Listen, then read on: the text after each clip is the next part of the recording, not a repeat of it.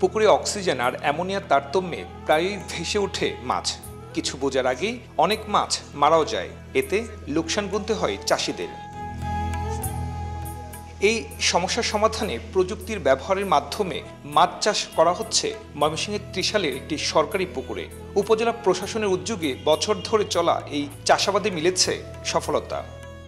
Oxygen level অনুযায়ী বিভিন্ন parameter অনুযায়ী ডিভাইসগুলো রান হওয়ার ফলে দুইটা কাজ এখানে হয়।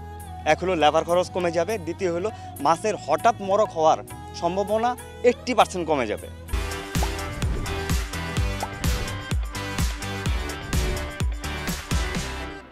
আর যেহেতু আমরা এআই ব্যবহার করতেছি, কৃত্রিম বুদ্ধিমত্তা ব্যবহার করতেছি, সেই জন্য বিদ্যুৎ খরচ 25 থেকে 30% পর্যন্ত সাশ্রয়ী হবে।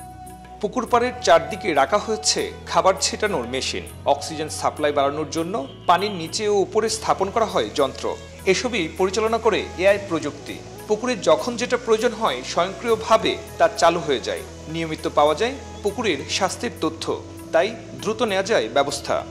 সাধারণ যে অটোমেশনগুলো আছে সেখানে হয় যে অ্যাপসের মাধ্যমে তথ্য যায়, সেখানে দেখে অ্যাপস দিয়ে অন অফ করতে হয়।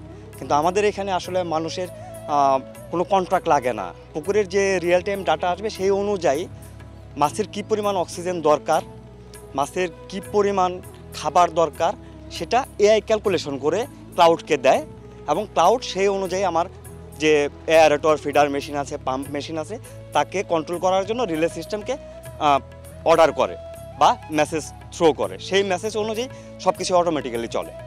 এই পদ্ধতিতে পুকুরের গভীরতা 18 ফুট পর্যন্ত করা যায়। শতাংশে অন্য পুকুরে যেখানে 150 থেকে 200টি পাঙ্গাস মাছ চাষ করা যায়, সেই জায়গায় এই পদ্ধতি ব্যবহার করে শতাংশে মাছ চাষ করা সম্ভব 1200। মাছের ঘনত্ব অনেক বেশি, তাতে পানির কোয়ালিটি থেকে শুরু করে যে কোনো বিষয়গুলো যে কোনো সময় নষ্ট হয়ে যেতে পারে। তো সেই বিষয়টিকে আমরা যদি ম্যানুয়ালি দেখভাল করি তাতে কিন্তু আমাদের ঝুঁকি আছে।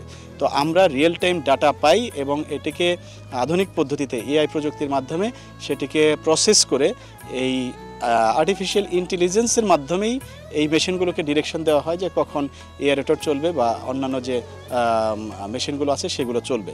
সেক্ষেত্রে আমার মনে হয় যে আমাদের ভাবনা চিন্তা যেটা টেনশন থাকে যে কোনো সময় লস হতে পারে, সেটা হয়তো কমানো সম্ভব হয়।